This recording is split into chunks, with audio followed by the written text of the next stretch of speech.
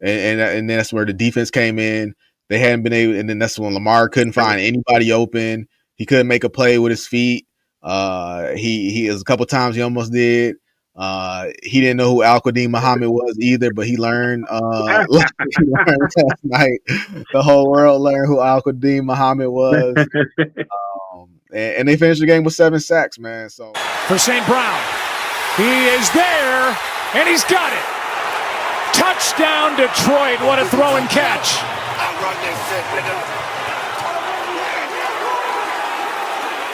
Working against Marlon Humphrey, and we're an extra point away from a tie game. Yeah, this is Jared.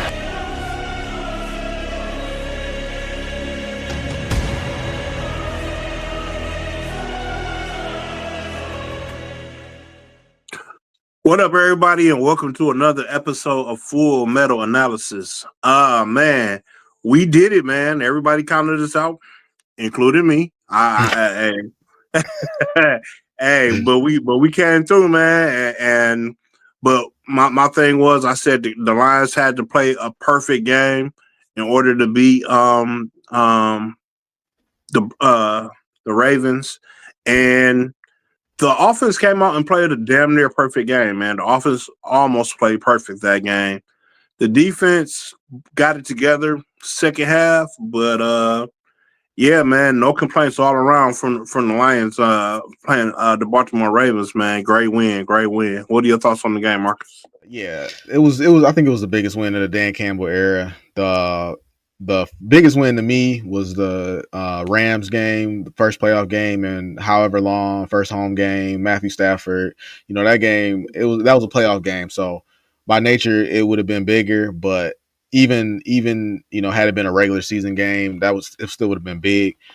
But I put that as number one, and I got to put this game number two. I asked you about it, and you brought the Chiefs game, and I was like, yeah, that was a big game. That was a huge win. First game of the season, national TV, put the world on notice type of win. But The only reason that I put this game above it was that the way they looked was they looked like a Super Bowl. They looked like a Super Bowl team last night. They played the exact style of football that Super Bowl teams play. The offense was damn near flawless, like you said. They moved the ball. They ran the ball. The offensive line protected the quarterback. They talked about it. I was listening to, I can't remember what it was, maybe 97.1. But they pointed out that the run game didn't get off to a good start, and they just kept imposing their will, and they just kept running the ball, and then you got guys like David Montgomery who's gonna pick up on that, who's gonna take advantage of that, and you started to see the cracks. And I ain't gonna lie, man, I was just about to text you like, man, Montgomery looked like he gonna break one, and because he was almost there, he would get to the first down, and then he get tripped up, and then he would do it again, and then finally he broke that, where Marlon Humphrey had to chase him down. So I think, and then the defense too, to your point, the defense played Super Bowl. That to me was Super Bowl defense.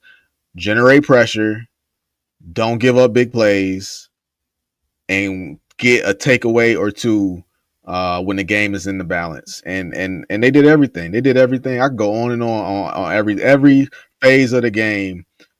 Looked like a Super Bowl team. Yeah, man. I think the Lions had 2 96-yard drives in that game. The first one was 9 minutes, like almost 10 minutes long, man. I mean, I think I heard rumors that drive, a drive like that hasn't been done in the Lions since like 1994 or something like that. So yeah, man, historical numbers were being put up. The line might not have started off right away doing it, but for like half of the first quarter and beyond, man, that line was dominant. We complain about pressure on the quarterback against the Lions. The Lions not getting any pressure. Well, this game, dog, they were all over Lamar Jackson, which is strange because we usually have problems with mobile quarterbacks. But last night, anytime Lamar tried to make a run or tried to do anything, man, the Lions were all over him. They actually made him uncomfortable. They were all over Derrick Henry, man. They may have got Derrick Henry fired. I mean, the way Derrick Henry was acting last night, they were all over him. They punched the ball out. I mean, besides that one run he got in the first half, they were all over him. They punched the ball out. And dog, I even said it last night. I'm sitting there watching the game, like when he flopped down on the bench and flailed his arms all around. I'm like, man, you a grown ass man. Get your ass up. Like, what are you doing, dog? Like, you crying so much that the coaches walked over to you and like, dog, why you acting like that, man? Sit on the bench over here, man. And he like, and you can see him. He mouthing, "What you mean? What did I?" Yeah, and he never returned into the game. Even the interview after the game, man, you could see in his eyes the hurt, the tears like welling up, just him fighting them back, like he wanted to cry right there in that moment. And I was like, wow, our defense did that, man. We talked about it before the game. We said that this was going to be a big game for Kelvin Shepherd, and man, did he come through in a big way. The report was he told the media about how he's been thinking about this game so hard, he's been losing sleep, and I said, oh my God, man, I really hope that they don't look like garbage, and then we gotta, this man lost all his sleep just for them to go out there and look like that. So that was my fear for Shep, and thank God, man. Nah, all that paid off. That defense was totally different from what we would have seen last year. Like you said, they was putting pressure on Lamar. They talked about it, rushing five. They rushed 5 all night. They played a QB spy, which was something that Aaron Glenn was firmly against. Right. He felt like by doing a QB spy, you were essentially eliminating a man out of your defense to just stand there and watch the QB. But I mean, that ignores the point of doing it. Like, there's a reason why your man is standing there, because the quarterback can potentially take off, and that's when he comes into effect. But Aaron Glenn was not a fan of the QB spy. Shep was a fan of it. He, and the guys that he had out there, man, a lot of the shout out to the linebackers, man. The linebackers really had a great game that game. Trevor Nowatzki, Zach Cunningham made a play. A lot of guys that we don't typically think of with the Lions made some big plays in that game. Yeah, man. Yeah. It's interesting to see how the league looks at us from now on. The entire league, the national media in general, counted us out in that game, man. Before the season, even we were the Lions are not who they used to be. I don't think the Lions will be the team that everybody thought they will be anymore. Then like that was all across the national media, and then we come out and lose to Green Bay, and everybody's like, "Yeah, I told you so. I told you this, that, and the third." So we come out. We beat Baltimore.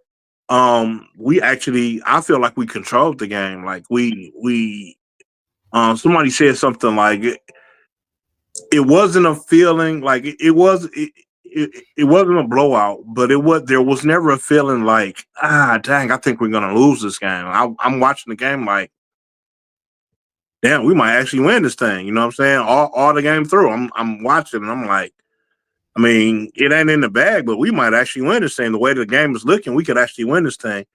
And they held strong the whole way through, man. And I'm interested to see what the narrative is after this game. The Ravens are a top 3 team in their conference. The Lions are a top 3 team in their conference. And both teams knew what was on the line, knew everybody was watching, knew it was prime time. And both teams came out prepared to play, and to respond to what you said, this game, I did feel like this game was a back and forth. The best chance that the Ravens had, the best chance the Ravens had was when they came out of halftime, 14-14, and the Ravens scored after halftime, if I remember correctly, putting the score up 14-21. And then that was when the Lions, that was the furthest against the ropes the Lions got pushed. And they got the ball back, and they drove downfield, and they tied it up with the infamous Amon-Ra St. Brown touchdown. And after that, it was like, the best way I could put it is the Ravens had the Lions right where they wanted them. Going into halftime, tie game, they would have preferred having the lead, but having the tie game and then coming out the half and getting the ball right back and then going down the field and scoring, that would have shaken most teams. But to your point, this team was just so prepared for this game that it didn't even phase them. They came right back downfield. They tied up the game. And then again, like we talked about, when the defense needed to step up and make a play, that's championship mentality. That's championship DNA, is when you need your defense to come up and make you a stop and get you that ball back and then do something with that ball.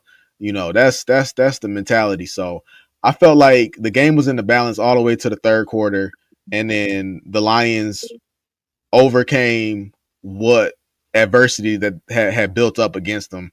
And once the Ravens saw that and they were like, wow, we gotta keep up with that, they just start pressing, you know, and they couldn't keep up with it. They hadn't been able to, and that's where the defense came in. They hadn't been able, and then that's when Lamar couldn't find anybody open. He couldn't make a play with his feet. He was a couple times he almost did. He didn't know who Al-Qadim Muhammad was either, but he learned last night. The whole world learned who Al-Qadim Muhammad was. And they finished the game with 7 sacks, man. So everybody on this team, in the offense, you know, the offense just played great. The offensive line played great. Everybody played great. Jared Goff numbers weren't the biggest numbers of all time, but Jared Goff made some clutch throws in that game, man. He took care of the ball for the most part, made smart decisions. If the pocket was breaking down, he got out of the pocket. And it was only one I saw where he scrambled and I didn't know where the hell he was throwing the ball, but even then he threw it into the ground. It didn't cost us anything, you know what I'm saying? So he was trying to hit Khalif. He was good. He wanted to run for the first down, but it looked like it looked like they had a spy on him. But I think it was in his zone, and my man was starting to move, but like right when Goff took off to run, my man was shifting back Goff's way, and then Goff was like, "Oh," and I think he tried to throw it to Khalif, but he was off balance, and it didn't work out. I'm gonna be completely honest with you, man. It's not often that I have so much high praise for the Detroit Lions after a game. You know, I feel like there's people who had the same level of excitement I had for this game was the same level that people had last week for beating the Chicago Bears, and I wasn't there. I told you I called them, you know, I compare a third grade test, all of that. But no, Baltimore, man. I'm, you know, of course there was injuries. Injuries are part of the game, but it's at the end of the day, it's Lamar Jackson, it's Derrick Henry, it's John Harbaugh on the other side of that field in Baltimore, you know, and the Lions went in there and they took care of business and they beat them. Detroit.